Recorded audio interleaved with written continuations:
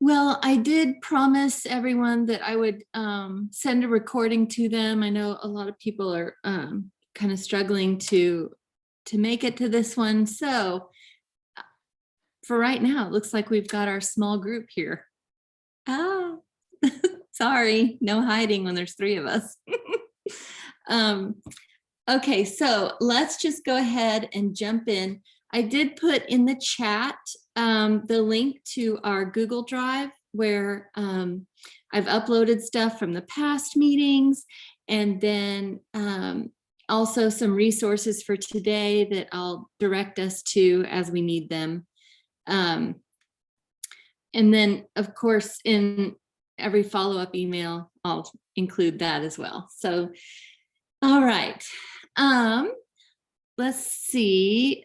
Last week I had some issues sharing screen. This week it's going to be perfect. So let's do.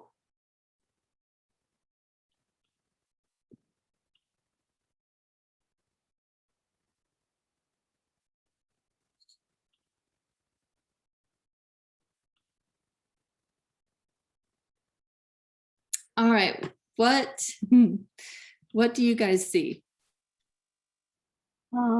This is Disciplinary, the Literacy, Session 3. Okay, excellent. Man, something funny was happening last time. I don't know. I don't know what was going on last time, but okay. So we are officially halfway through. And today we're going to look at the inquiry chapter. Are any of you familiar with AVID? It's kind of a package of skills and ways to do things. But anyway, inquiry is a cornerstone of really taking students from any level of achievement to a higher level of achievement. So this was awesome. I also, FYI, bought the book as an audio book. And so when I was driving my daughter to and from a soccer tournament and then a tennis thing, I've just been listening to it chapter by chapter. And so I've been kind of double dipping, looking at it and listening to it. It's just, I'm just very excited about this book. So I hope you guys remember the goal here is that we kind of go through it and do some thinking and even some sort of loose planning for next year.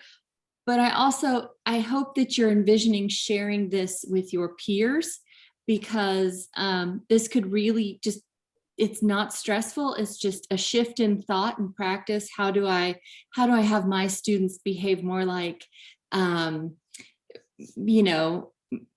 I don't know, little interns in my profession. So, all right. So inquiry within the disciplines. Remember, we're going to be respectful and we like each other, and speak often, please. Your thoughts help you, A, process, and B, help us understand better too. Also, if you haven't already, please add to your, rename yourself with your name and your subject. It's not a must, it's just a helpful. All right, so from last time, we looked at writing within the disciplines, and what we were looking at was how could we take any of these writing activities that she suggested and use them next year, either in a lesson or a unit, some kind of activity, or as a routine that you plan on using. And since we have a small group here with 3 of you having given some thought to this, let's look at why did you choose this particular activity? And if you need to refresh, we looked at in chapter 3, there were really, what were there, 7 different little activities, including let's see, we had blogging it up. We had like kind of the narrative piece where we go from content to story. Enter, exit, middle of class. We had talk back, of course, in writing, read, think, respond. Lots of bell ringer options, lots of kind of ongoing writing topics. So maybe just take turns. What did you think about? What do you think you're going to use next year? Why that? And really focus on, in your discipline, what will they be doing that is a practice of your discipline? So who wants to go first? I can go first. I ended up deciding I liked the read, think, respond the best, I think. Yes. Just because I think for my students that would work out so much better for them, and how vocal they are whenever they read something.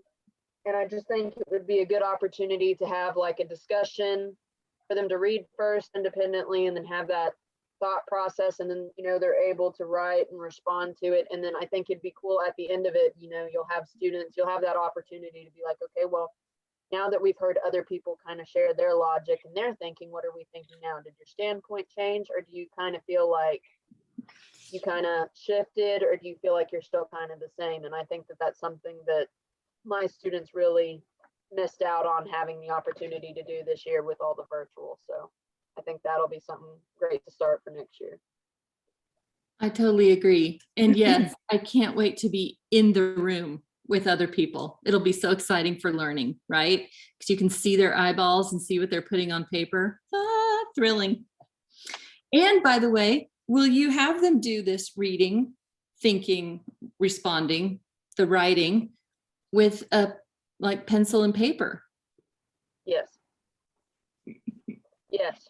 I have told my students, like, I'm in the middle of summer school right now, actually, and a lot of our kids are in person. We're not doing virtual, we're doing in person. And I told them we're not touching Chromebooks unless we absolutely have to.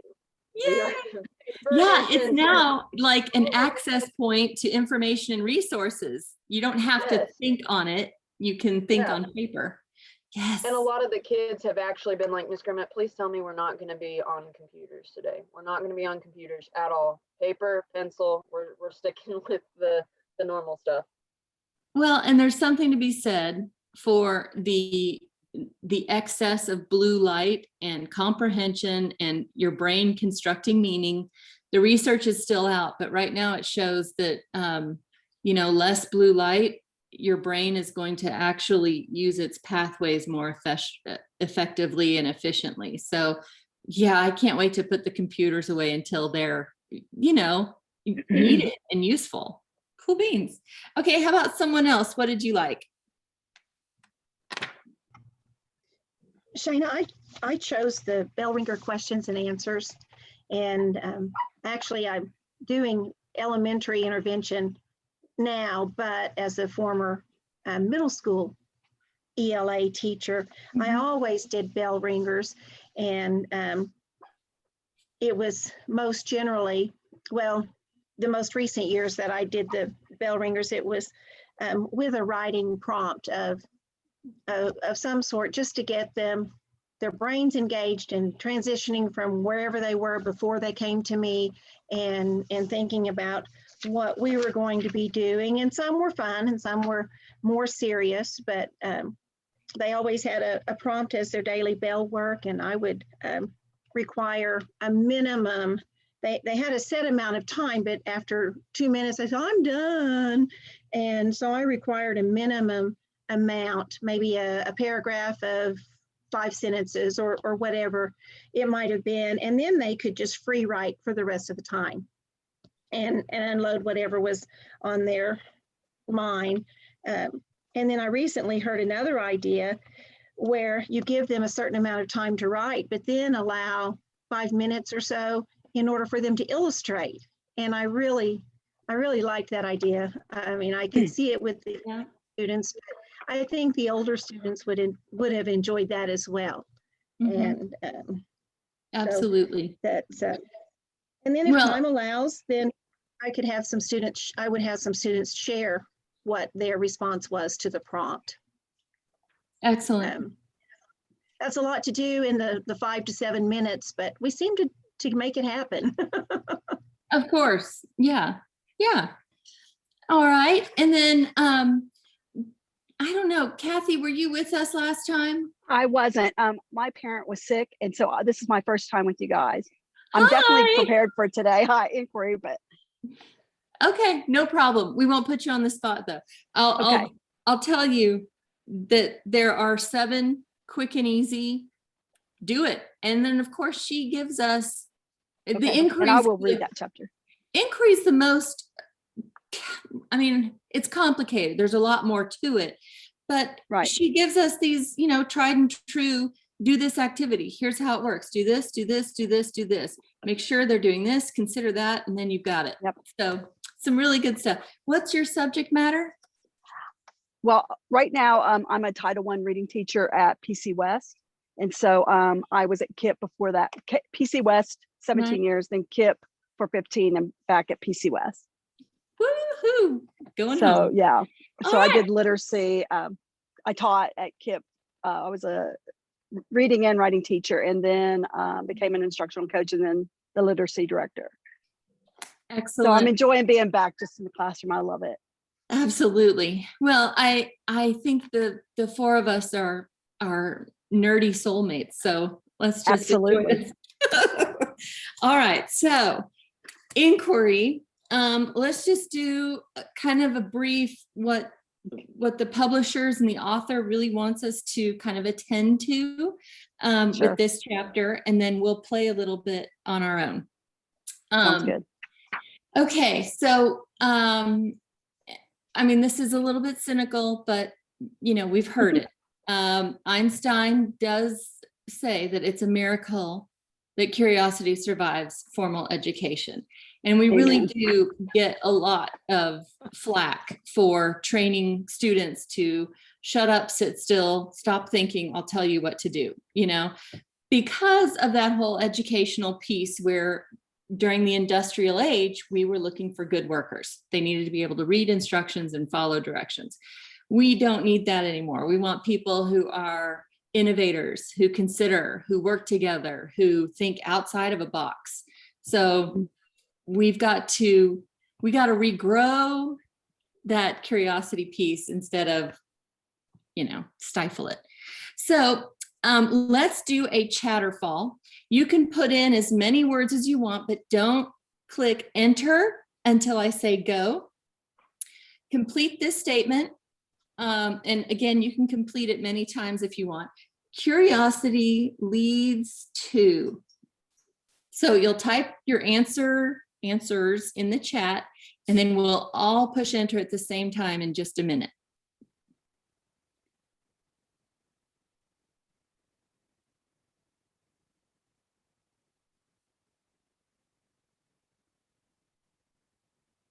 Got some ideas in there?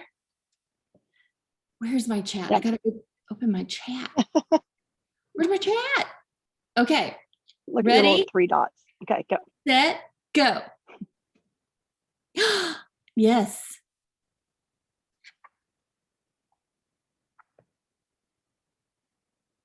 Katie, did you push go? Oh, there it is. Yeah. Okay, so, I mean, obviously we've all read this chapter. I love that discovery thing, but the sophisticated thinking, yeah, that's all good stuff. Trouble, curiosity did kill the cat. That's what my mom says. So. Oh gosh, I was almost going to show you guys a crazy YouTube video I saw of a cat that was sneaking up on something and freaked himself out, but I think we've all seen that. So yeah, curiosity does lead to all that stuff. But don't forget to consider that curiosity, can also lead to intellectual. I did animations this week just for you guys. Intellectual curiosity now shouldn't lead to trouble, hopefully. Hopefully it leads to something more wonderful. Inquiry. Woohoo! So we want inquiring minds. We want we want to stimulate that intellectual what if, that problem solving. Our brains want to naturally fill in gaps. So really, I love this example. Hopefully you guys saw it in this chapter where, I mean, that's a school right there. And she's working on a project dealing with raised bed gardening. So just between us, can you imagine the content pieces in working on this, given the correct amount of background knowledge and resources along the way? I mean, we're all English people, but truly, if we did a unit on gardening, there are so many Englishy things that we could do connected to gardening. So this, of course, was with a science teacher and a couple other subjects, kind of cross-curriculum stuff. So if intellectual curiosity leads to inquiry, we want to stimulate inquiry so that we also stimulate, the intellect. Our author says that inquiry is at the core of learning in all disciplines. When students become habitual inquirers, they develop intrinsic motivation and learn to think strategically about core academic concepts. I mean, this is one of those ways where we really kind of fool kids into learning because they want questions answered. Okay, also, Lent points out that teachers who focus heavily on inquiry-based instruction had students who significantly outperformed students who had traditional instruction. And this isn't just, I went ahead and went through some of the pieces that were cited in our book. And then I also looked up some other research. And of course, when that motivation piece is huge. So when our students are intrinsically motivated and driven, they meet and exceed standards. They don't even care what our standards are. They want to know what's going on and they want to get to the bottom of it. And lo and behold, if we have facilitated it well, they have met and surpassed our standards. So we're gonna show Einstein is not such a miracle. So we do have a shift, but it's also a balancing act. So the teacher has to ensure that curiosity will be, sparked, but we can't just leave the children out there with nothing. But then we also have to make sure that students have the right amount of background knowledge, because if we just send them out with nothing, they're lost and probably won't be engaged. So it's kind of that deciding what is enough. And then as they go further, what do they need? We are on the side there to provide what is needed or to guide them to where they could find it.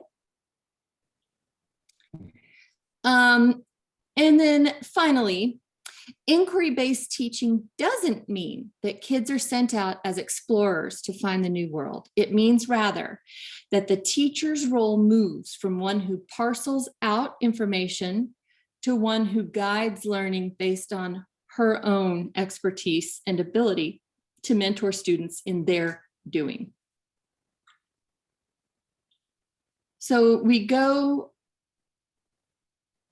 have to think one remarkable characteristic of inquiry is that it is done by the individual, not to the individual. So we're going from this passive, she calls it, what does she call it? That sort of receptor, kind of fill the vessel mode into really kind of delegating the action. What did she call it?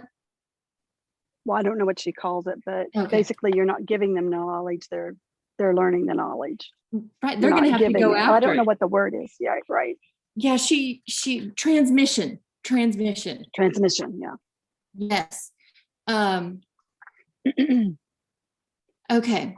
So, oh yeah, I even have a slide on that in a second. Yay. Okay. So, the most important thing here is to keep in mind that we want students to learn not only the content, but also skills, like lifelong skills, working with each other, collaborating, all that. But how can they become independent in locating, generating, and utilizing new information? And while they're at it, be critical of what is quality and what is not quality. So we're going to shift in practice from transmission to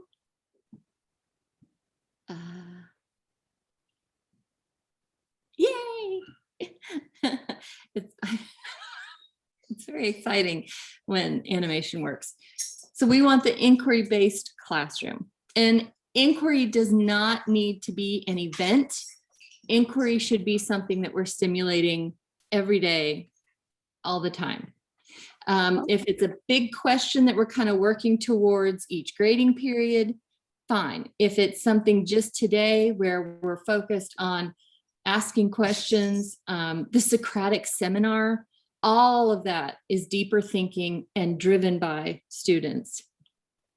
So we know that background knowledge generates curiosity if we give them the right stuff. Curiosity then generates questions for doing it right, which then generates inquiry, which then generates the complex knowledge that we want. Oh, look at that. I made it spin for you.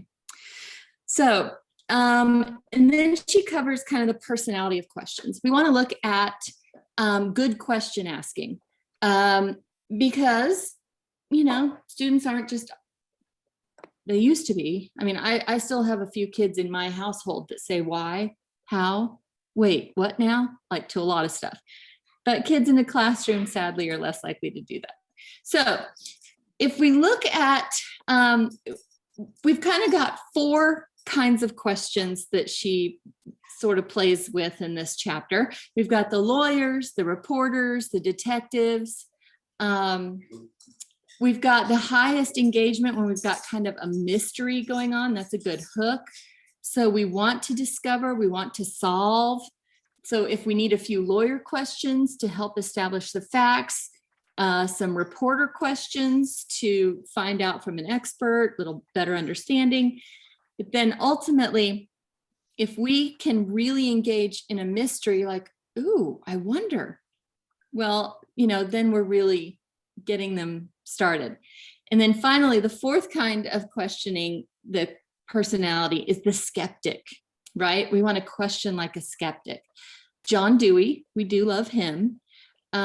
He says that skepticism is the mark and even the pose of the educated mind. So we want students to question everything. Like, where'd you get that? Where'd you hear that? How do you know that's true? I don't know it's true, so I'm going to go check, see if that's true. That's good thinking. We want that for all of our students. Really, I would love that for every American, like, is that true? I better go check, see if that's true. All right. So one last reminder from our author. Students who think about information with a questioning eye learn to use inquiry in ways that will benefit them for life. And then in the chat, I shared with you in our Google Drive, we've got some handouts from the author, from the publisher. And some of these are in the book, but if you want to print them off and use them, if you want to make a copy and shift it to your own use, you can. But there's, good questions, steps in conducting an interview. The skeptic ponders a text. Can you guys see that? Yes. Okay. So, if we're going to use kind of a skeptic's eye, this could be used, across the curriculum, kind of to use in training. How do we wonder about things and ask questions? How do we question things? It is respectful to question text. It is respectful to question sources. So So that's one of the handouts in there. For levels of inquiry, this is also in your book, but it's ready to print out if you would like. Why do we use it?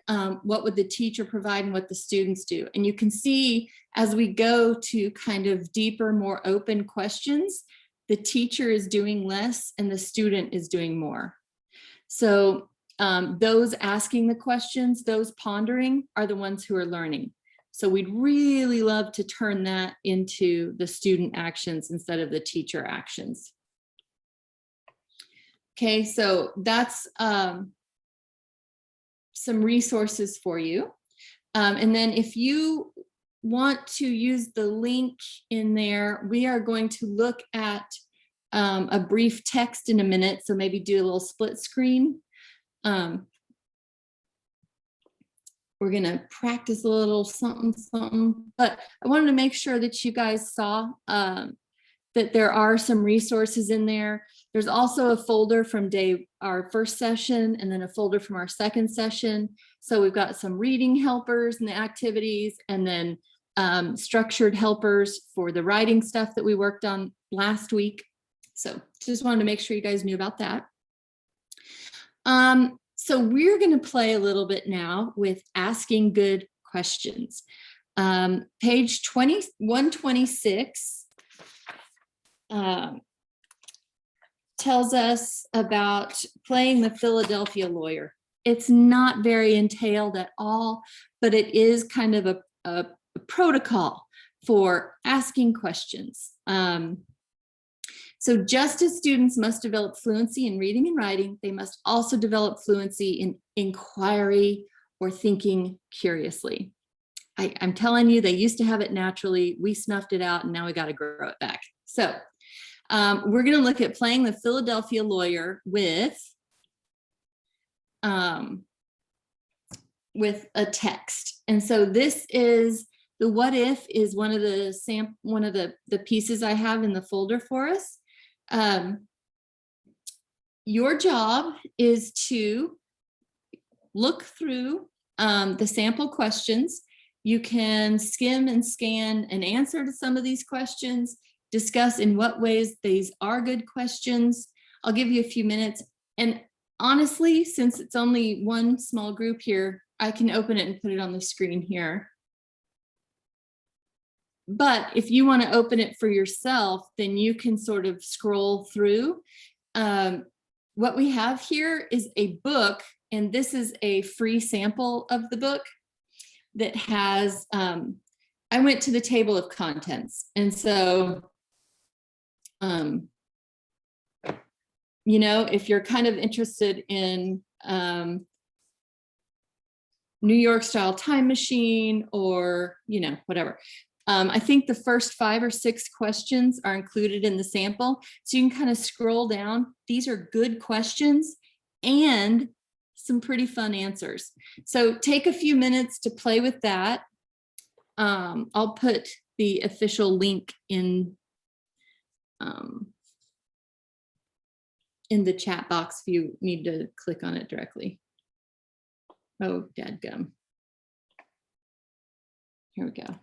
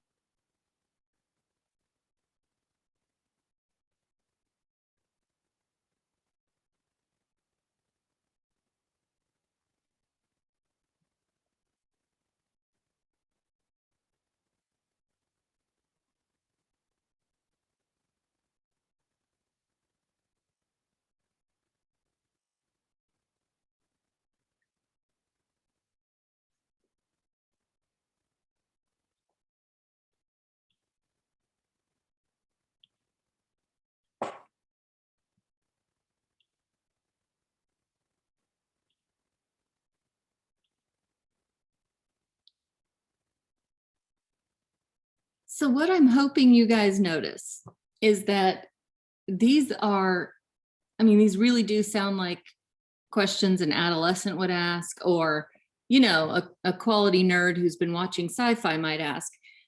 The thing is, though, with these questions and a whole bunch more, you could actually do the work to answer it. You really could. And then they, in this cuckoo book, go through a lot of the very scientific, the physics, the actual, let's measure it, let's figure this out, let's do some math with it. So the idea is questions are good, even crazy outlandish questions that could never be answered completely, but we can at least use the data we have somewhere to work towards an answer. So that then when we're in our own discipline, any question we might ask, we would follow the same procedure. Let's ask something big and then see what we can find out, right? I know in English, a lot of times we have, anytime I've done like Socratic seminars on, at the end of a book or a really good story or something like that, there's always questions about, that leads us out of the character in the book and into like psychology of humanity beyond the book, sociology of people and communities beyond the book, crime and justice beyond the book. So we tend to start looking big. Now, if we can turn some of that big thinking into big questions and then dive in and see what is the answer to that, go find out, let us know. That's the inquiry piece.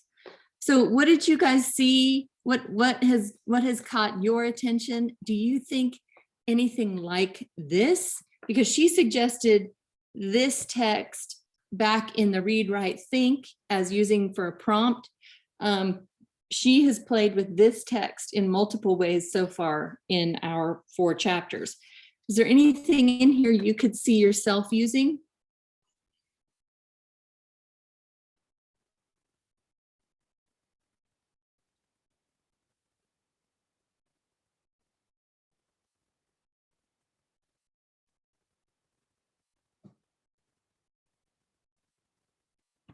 Because even if you're not a science teacher, it's about the asking. There are other ways to get kids to ask questions too. This is just kind of playful and very low stakes.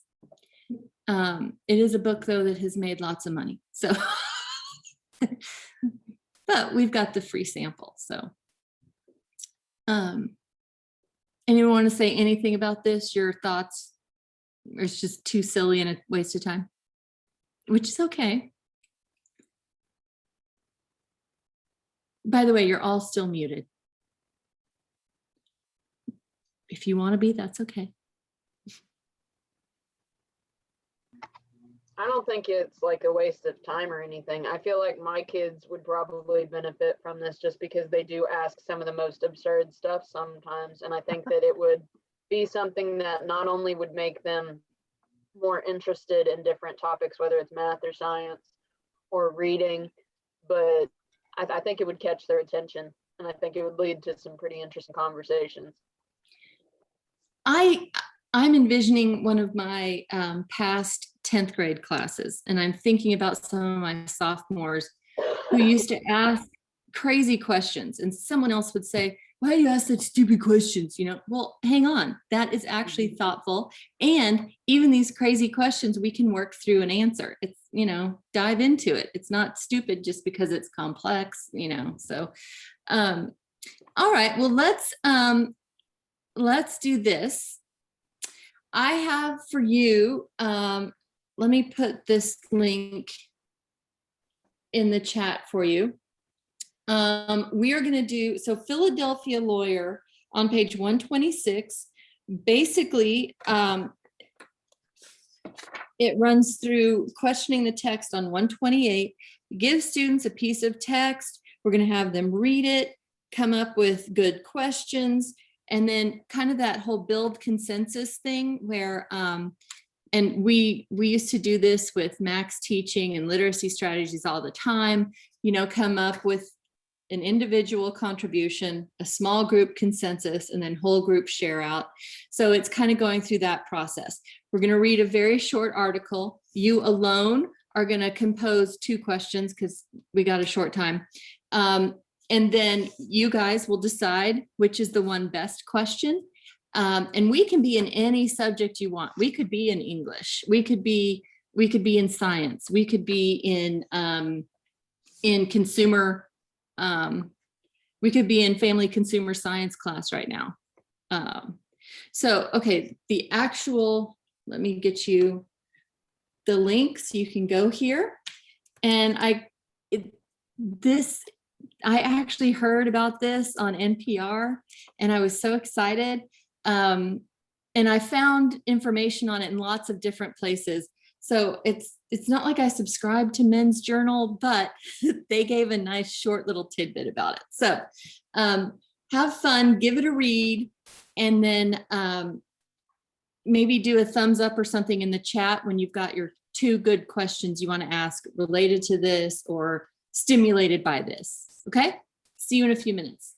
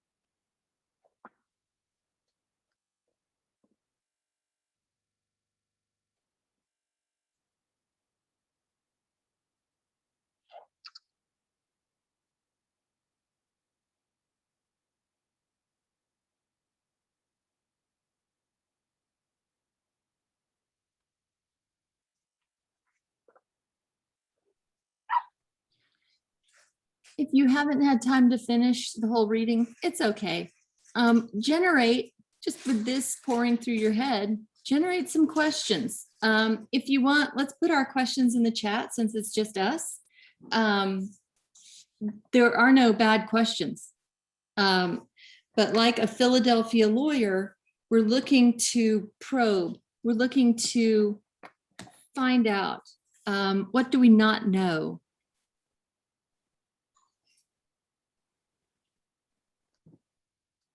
I know when I first read this, first even heard it on NPR. Oh, do you want me to send you guys the link to that? It's like a 1 minute, 35-second little story. Okay, I'll send you that link too. When I first heard it, I was thinking, wow, I just wanted to tell everyone about it and go on a field trip, and I wanted to try it and I wanted to see if I could do it. But then I was asking why. So, which I thought might be interesting to typically self-absorbed teenagers. Why does this community, these people do this every year? And the pandemic even got in the way of that. They had to put it off a year. Come on. We certainly don't want the bridge weaving to be a super spreader.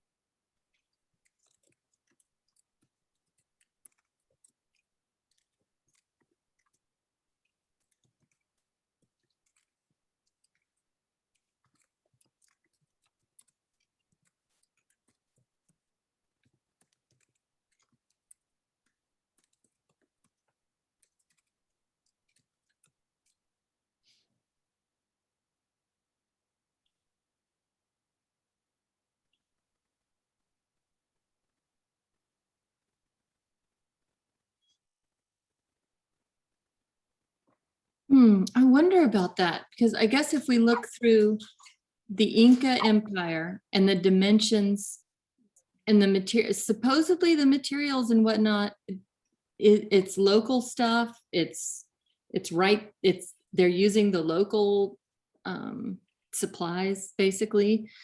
I wonder though if I wonder if the bridge has had to get longer. Like this used to be the only kind of bridge all over the place. And now of course they have steel and concrete bridges and whatnot. They've maintained this one. I wonder if the gap has widened over time because of wind and water and stuff like that.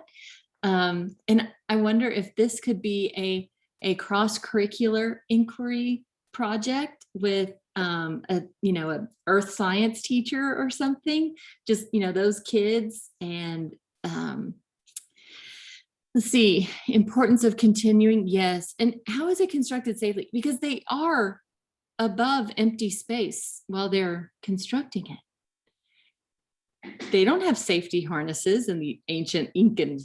I mean, maybe they had another long braid that they tied themselves. I don't know. That's a really good question. Tell you what, Patty, you go find that out and let us know. Okay. Good questions, everyone. But just start thinking, like when you are being kind of a siphon of information, what might spark curiosity, open their eyes to another piece of the world?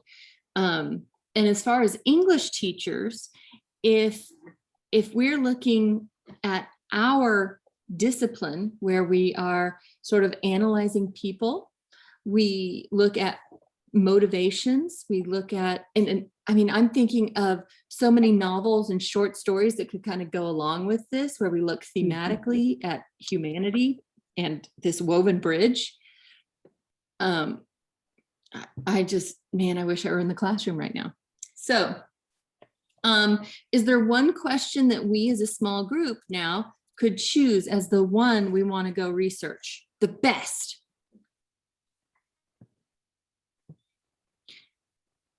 And by the way, if not, for time's sake, I will tell you this. The idea is, could you see students arguing over which one's the best? And then without us really talking about research first, what's the best question for our discipline and for what we need to really investigate? So coming to consensus even on a question is quality thinking, because they're doing a lot of discriminating and analyzing when they're even choosing questions.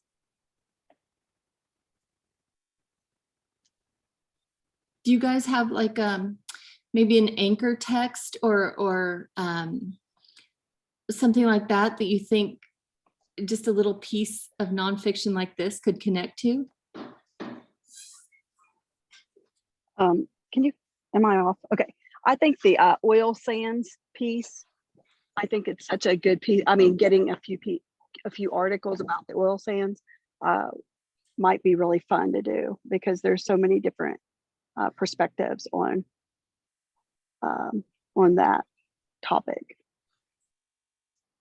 And then if you've got a piece of fiction or a writing skill or something in our discipline that we need to work on, if you're interested in it and you bring it, I don't know if you guys are interested in woven bridges.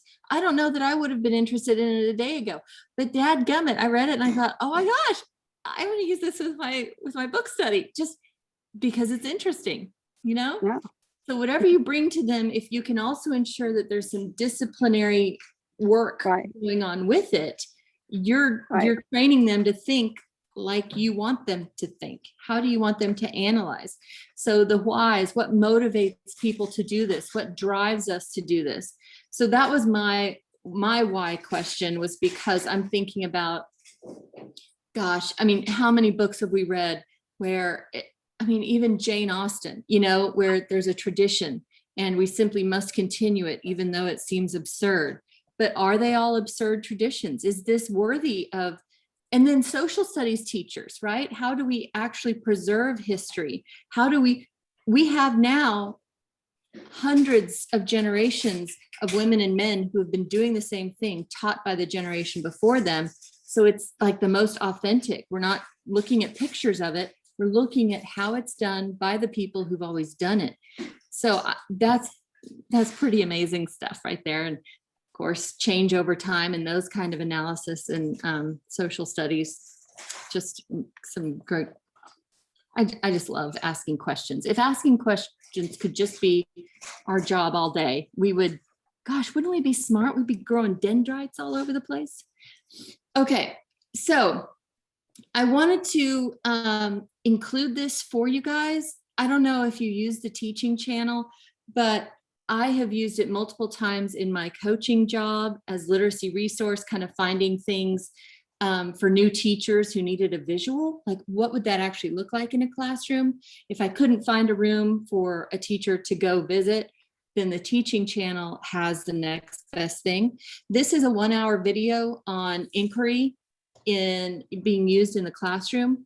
It's really well done. It goes from the planning and how we're going to do it to watching students participate. Very Socratic seminar. It just really good.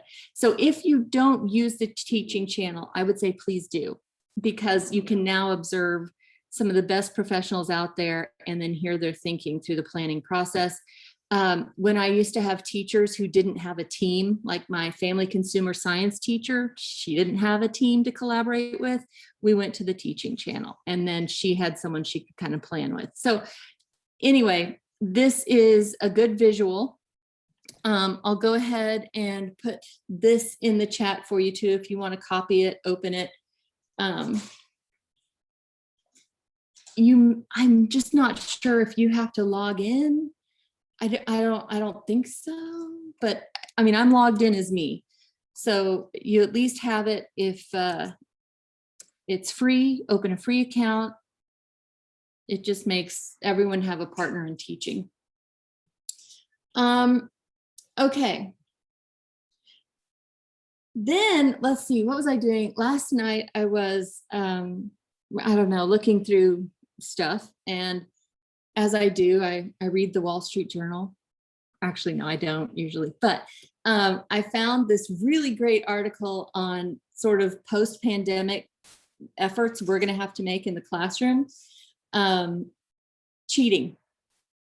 I don't know if you guys found this, but I mean, we were finding it even when we were using like some online writing stuff, so teachers wouldn't have to read as much writing, you know, it would score it online and whatnot.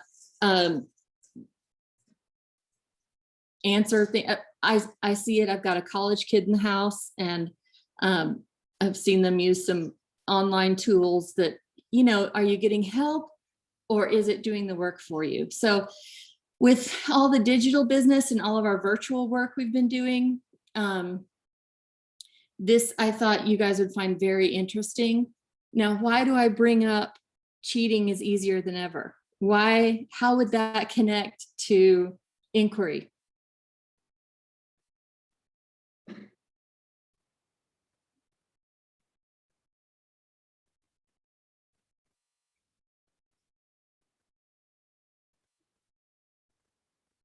Well, the more cut and dry answers you have, the easier it is for kids to look it up and to Amen. do less thinking. They're using somebody else's thinking.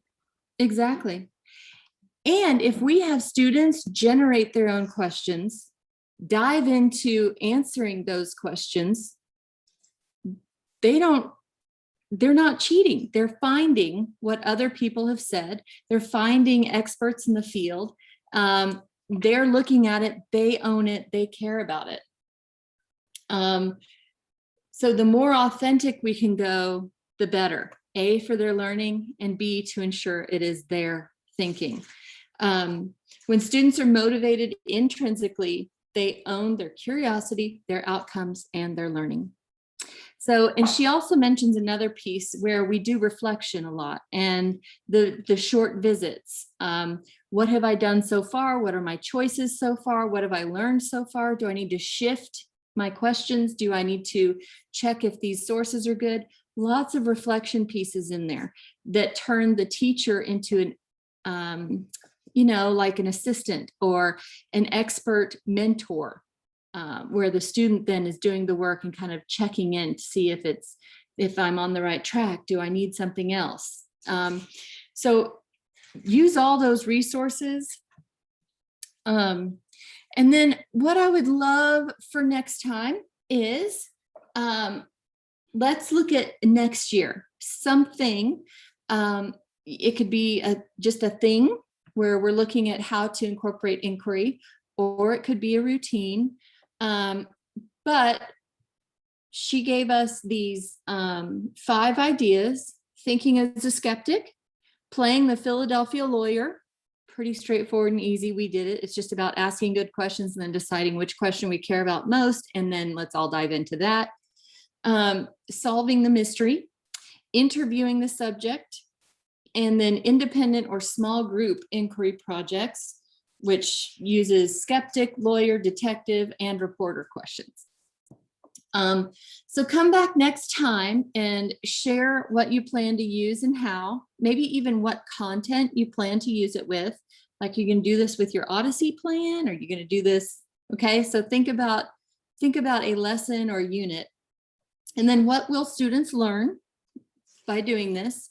And by the way, we can never predict 100% in inquiry, because there are people who go off on all kinds of personal, like they want to know this and they want to know that. So we can set goals and then they will exceed them.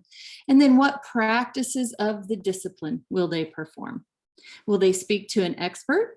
Will they read this sort of literature? Will they take this sort of notes? What will they do? Okay.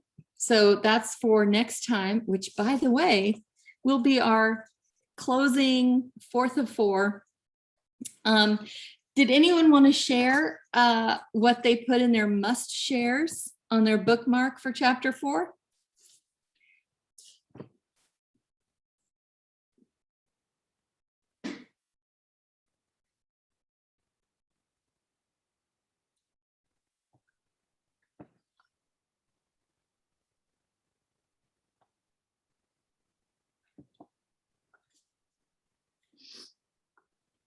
I can share. Okay, I'm good. not sure exactly what this sounds like, but this is what I put. Students need to become independent researchers, thinkers, and extractors of knowledge and perspectives. Indeed. Yep. And Yep. inquiry is the way to do that. Yep. Well, I did kind of a shortened version of the little pullout quote on 129. That study from Curiosity up there from California. Curiosity allows the brain to retain information better than when curiosity is not present. So if that's true, then it is my job to get them curious. So chapter 4 is about stoking the curiosity.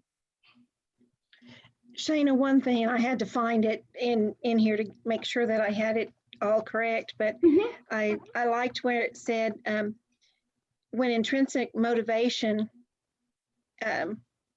is developed, there's little need to continually assess because students will generally go beyond your expectations. And I just thought that was just, There you go. Because especially in inquiry and this kind of business, there are so many moments of formative assessment where you know they're going through the thinking, you know they're doing the work of the discipline. So yeah, that's pretty exciting. And then let's see, one last tidbit from Katie.